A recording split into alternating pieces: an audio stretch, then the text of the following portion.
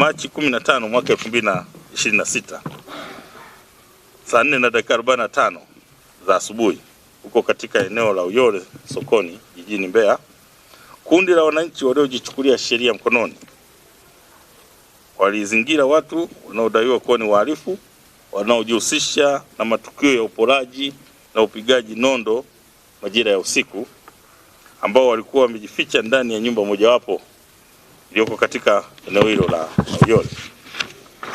Kufuatia tukio hilo, Jeshi la Polisi mkoa wa Mbeya kupitia askari wa kikosi maalum cha kuzuia na kupambana na matukio ya uhalifu walifika eneo hilo na kukuta kundi la wananchi wakiwashambulia watuhumiwa hao kwa kutumia mawe pamoja na silaha za jadi. Kwa hiyo katika juhudi za kuwaokoa watuhumiwa hao, wananchi walianza kuwarushia askari mawe ili wasiwafikie au wahalifu kwa ajili ya kuwaokoa, lakini kutokana na umahiri uliopo katika kushughulikia makosa haya, askari wetu waliweza kufanikiwa kuwaokoa jumla ya watuhumiwa 6 kutoka mikononi mwa hao wananchi waliokuwa na hasira, na katika kuwaokoa waliweza kuwakimbiza katika hospitali ya rufaa ya mkoa wa Mbeya kwa ajili ya kupata matibabu, kwa sababu kwa kipindi hicho walikuwa wamejeruhiwa sehemu mbalimbali za miili yao. Kwa hiyo wakati wanafikishwa hospitalini, kati ya wale watuhumiwa 6 waliokamatwa au waliookolewa kutoka kwenye kundi la wananchi, 4 walifariki dunia wakiwa wanapatiwa matibabu katika hospitali hiyo ya rufaa, na waliofariki wakiwa wanapatiwa matibabu ni Eric Nasoro maarufu Eric Mandampo, huyo ana umri wa miaka 20, ni mkazi wa Uyole. Wa pili ni Meshaki Joseph, jina maarufu ni Scofield, huyu naye ana umri wa miaka 20, naye ni mkazi wa Uyole. Wa tatu ni Abdalla Goliamu, naye jina lake maarufu anaitwa Dula, na umri wa miaka 20 na ni mkazi wa Sakarani. Na wa 4 ni Asajile Isaac mwenye umri wa miaka 25, ni mkazi wa sokoni Kingani.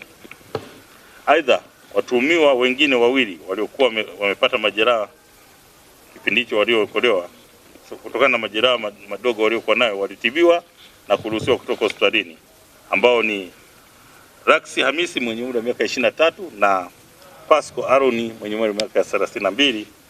Wote hawa ni wakazi wa Uyole ambao kwa sasa wanaendelea kushikiliwa na kuhojiwa na kikosi maalum cha askari kwa ajili ya kupata ushahidi muhimu ambao utawaunganisha na baadaye waweze kufikishwa mahakamani kwa ajili ya kujibu tuhuma hizi ambazo tumezitaja za kuvamia watu na kuwapiga nondo, wakata mapanga na kufanya uvunjaji na kuiba mali zao. Mimi naitwa Dickson Kibiki, mkazi wa Sai. Ni mwathiriwa wa matukio haya. Nilivamiwa nikiwa nimelala nyumbani, jamaa wakaiba baadhi ya vitu na kunijeruhi. Nashukuru Mungu naendelea vizuri. Jeshi la polisi na yenyewe limefanya kazi yake vizuri, na sina mengi zaidi ya kulishukuru jeshi la polisi na ushirikiano wao. Kwa majina naitwa Henle Jubeki Mkoma, mwenyekiti wa mtaa wa Mapelele, kata Ilemi. Kwa kipindi hiki tulikuwa na tukio baya sana ambalo lilikuwa limetokea ndani ya mji wetu wa Mbeya, la vijana ambao walikuwa wameanza kupiga nyundo, badala ya nondo walianza kutumia nyundo. Kwa hiyo anakushusha na nyundo akipiga nayo kichwani, manake unakuwa umeathirika ndani ya fuvu la kichwa.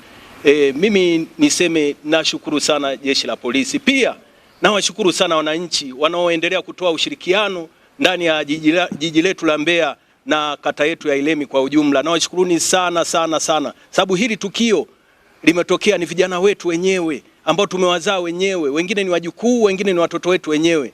Lakini nasi sana kwa wazazi mnaoendelea kukumbatia watoto na kuwasaidia pale matukio yanapotokea mabaya. Mtoto wako nakuta kamuibia fulani, kamuibia jirani, wewe unamsaidia. Sasa haya matukio, vijana 2 ambao wanatokea ndani ya kata yetu ya Ilemi, mtaa wa Mapelele, ambao walikuwa kati ya hawa vijana waliodhuru watu.